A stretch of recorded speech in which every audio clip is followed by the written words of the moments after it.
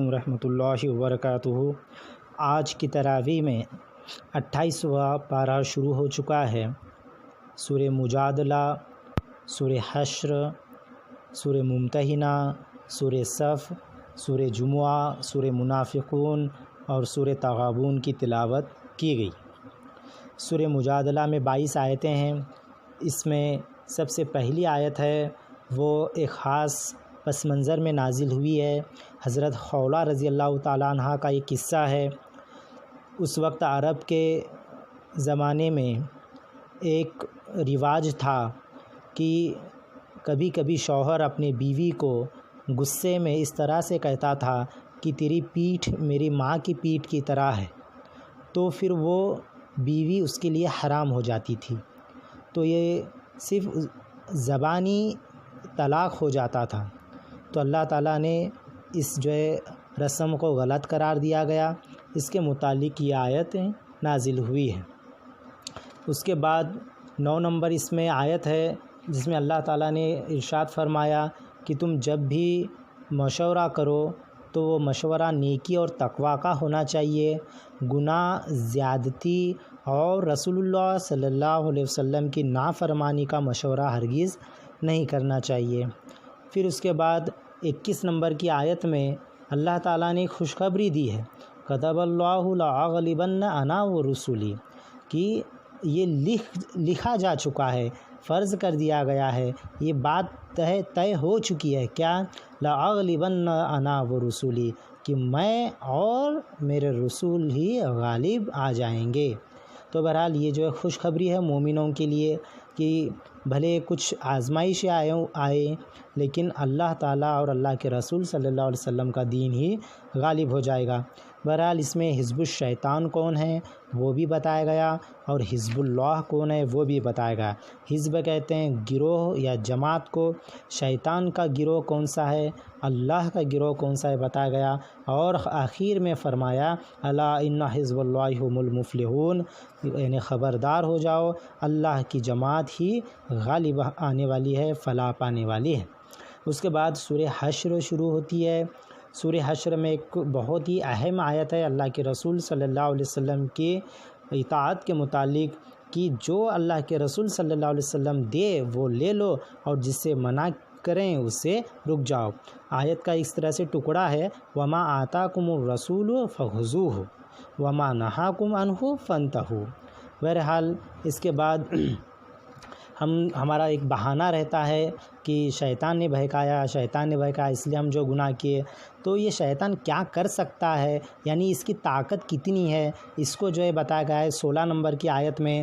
یعنی یہ شیطان کہتا ہے کمثل الشیطان اذا قال للانسان اکفر، یعنی کفر کر، پھر فلما کفر، پھر جب وہ انسان کفر کرتا ہے تو شیطان کہتا ہے قال انی بریء منک انی اخاف اللہ رب العالمین، میں تو بری ہوں تم سے، تم جو کر رہے ہو میں اس کا میرے ذمے کچھ بھی نہیں ہے، اور میں تو اللہ رب العالمین کا خوف کھاتا ہوں۔ بہرحال اس کے بعد 18 نمبر کی آیت ہے جس میں اللہ تعالیٰ نے تمام ایمان والوں سے فرمایا کہ یا ایھا الذین آمنوا اتقوا اللہ ولتنظر نفس ما قدمت لغد، یعنی اے ایمان والو اللہ سے ڈرو اور ہر ایک شخص یہ دیکھے کہ اس نے آخرت کے لیے کیا توشہ بھیجا ہے، یعنی کل کے لیے، مطلب آنے والے کل کے لیے، آخرت کے لیے کیا کمایا ہے۔ واتقوا اللہ ان اللہ خبیر بما تعملون، اور ڈرو اللہ سے اور جان رکھو کہ اللہ تعالیٰ خبر رکھتا ہے جو تم کرتے ہو۔ پھر اس کے بعد اللہ تعالیٰ نے فرمایا کہ لا یستوی اصحاب النار واصحاب الجنہ اصحاب الجنۃ هم الفائزون، کہ برابر نہیں ہو سکتے آگ والے اور جنت والے، اور بالکل جنت والے ہی کامیاب ہوں گے۔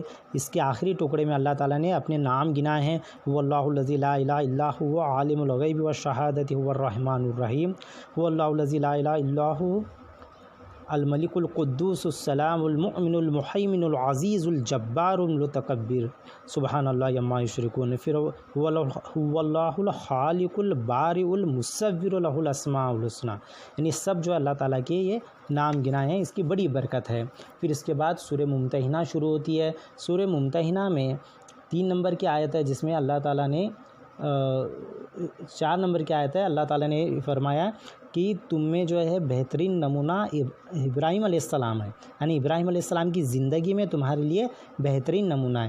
پھر فوراً آگے 6 نمبر کی آیت میں فرمایا کہ اللہ کے رسول صلی اللہ علیہ وسلم کے متعلق فرمایا لقد کان لکم فیہ اسوۃ حسنۃ لمن کان یرجو اللہ والیوم الآخر، یعنی اللہ تعالیٰ نے فرمایا کہ اللہ کے رسول صلی اللہ علیہ وسلم کی زندگی میں تمہارے لیے بہترین نمونہ ہے، جو کوئی اللہ تعالیٰ سے ملنے کا امیدوار ہو اور آخرت کے دن پر ایمان رکھتا ہو تو اس کے لیے اللہ کے رسول صلی اللہ علیہ وسلم سب سے بہترین رول ماڈل ہے۔ اور اسی طریقے کی آیت سورہ احزاب میں بھی گزر چکی ہے۔ بہرحال ہم کو ہمارے رول ماڈل اللہ کے رسول صلی اللہ علیہ وسلم کو ہی بنانا ہے، کیونکہ دنیا میں اور آخرت میں اللہ تعالیٰ کے بعد کوئی اگر ذات ہے تو وہ اللہ کے رسول صلی اللہ علیہ وسلم کی ذات ہے۔ تو ہم کو ضرورت اس بات کی ہے کہ ہمارا رول ماڈل اللہ کے رسول صلی اللہ علیہ وسلم ہو، نہ کہ کوئی ایکٹر، کوئی رائٹر اور کوئی جو ہے کلاکار اور کوئی کھلاڑی، یہ جو ہے ہمارے کام آنے والے نہیں ہیں۔ اللہ کے رسول صلی اللہ علیہ وسلم کی اگر سفارش چاہتے ہو تو اللہ کے رسول صلی اللہ علیہ وسلم کو ہی بہترین ہم جو ہے رول ماڈل بنانا ہوگا۔ پھر اس کے بعد سورہ صف شروع ہوتی ہے۔ سورہ صف میں 14 آیتیں ہیں۔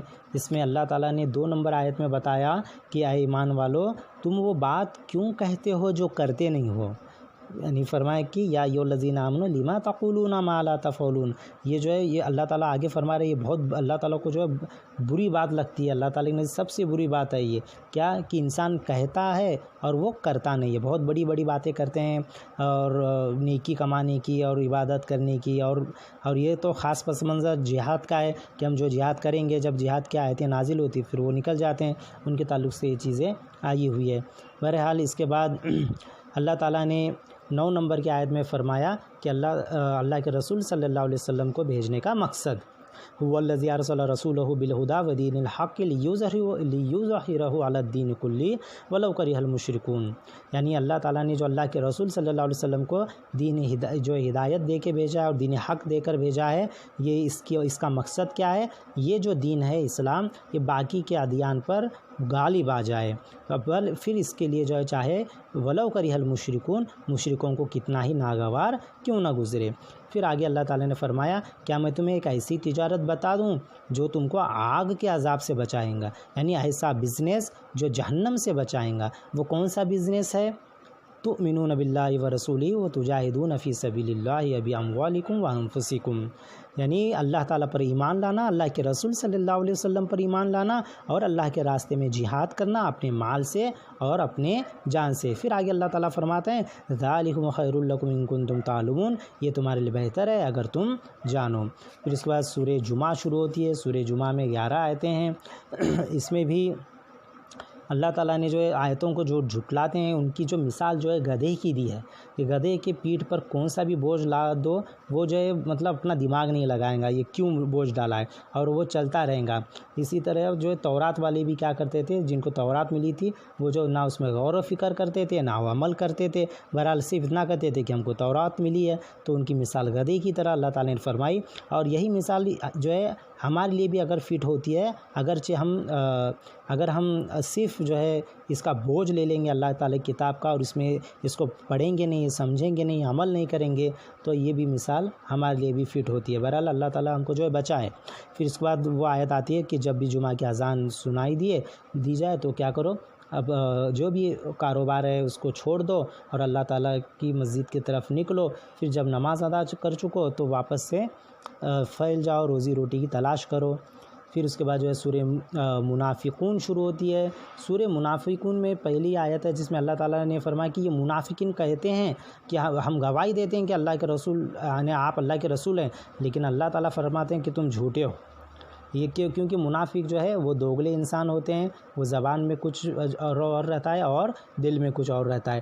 بہرحال اس میں اللہ تعالیٰ نے جو ہے ایک مال اور اولاد کے تعلق سے خاص طور سے فرمایا کہ تمہاری جو مال ہے اور تمہاری جو اولاد ہے یہ جو ہے تم کو اللہ تعالیٰ کے راستے سے غافل نہ کر دے۔ پھر اس کے بعد یہ آیت جو 9 نمبر کی، یا ایھا الذین آمنوا لا تلھکم اموالکم و اولادکم عن ذکر اللہ تعالیٰ کے راستے میں، اللہ تعالیٰ کے ذکر سے تمہارے مال اور تمہارے اولاد غافل نہ کر دے۔ ومن یفعل ذلک، اگر ایسا ہو گیا تو کیا، فاولئک هم الخاسرون، تم جو ہے پھر نقصان اٹھانے والوں میں سے ہو جاؤ گے۔ اور پھر آج کے تراویح کی آخری جو صورت تھی سورۃ تغابن، سورۃ تغابن میں بھی اللہ تعالیٰ نے جو ہے مال اور اولاد کے تعلق سے ہی واپس سے فرمایا۔ 14 نمبر کی آیت ہے جس میں اللہ تعالیٰ نے مال اور اولاد کے تعلق سے فرمایا کہ تمہارے مال اور تمہارے اولادیں یہ فتنہ ہے، یہ دشمن ہے۔ ایک جگہ دشمن ہے فرمایا اور ایک جگہ فتنہ۔ 14 نمبر کی آیت میں فرمایا یا ایھا الذین آمنوا ان من ازواجکم و اولادکم عدو، یہ دشمن ہے۔ من کا لفظ آیا یعنی تمہارے کچھ اولادیں، کچھ بیویاں تمہارے دشمن ہیں۔ تو اس کی تفسیر میں آتا ہے اگر جو ہے حق کی راہ میں بیوی یا بچے رکاوٹ ڈال رہے ہیں تو پھر یہ ایک طرح سے دشمن ہے۔ اللہ تعالیٰ کی ذکر سے غافل کر رہے ہیں تو یہ ایک طرح سے دشمن ہے۔ یا ہم پھر آزمائش اس لیے کہا گیا ہے کہ 15 نمبر آیت میں کہ ہم جو ہے بیوی بچوں کے خیال میں پھر حلال حرام جو چھوڑ دیتے ہیں، یہ اس کی تمیز کرنا بھول جاتے ہیں، اور جو ہے کبھی کبھی ان کی خواہشوں کو پوری کرنے کے لیے غلط راستہ استعمال کرتے ہیں، تو اس کو جو ہے فتنہ بھی کہا گیا۔ انما اموالکم و اولادکم فتنہ، تو یہ اس پر جو ہے غور و فکر کرنے کی ضرورت ہے۔ بہرحال اس کے بعد جو ہے آگے سورہ طلاق ہے، سورہ تحریم ہے، انشاءاللہ کل دیکھیں گے۔ السلام علیکم ورحمۃ اللہ وبرکاتہ۔ یا رجائی یا رجائی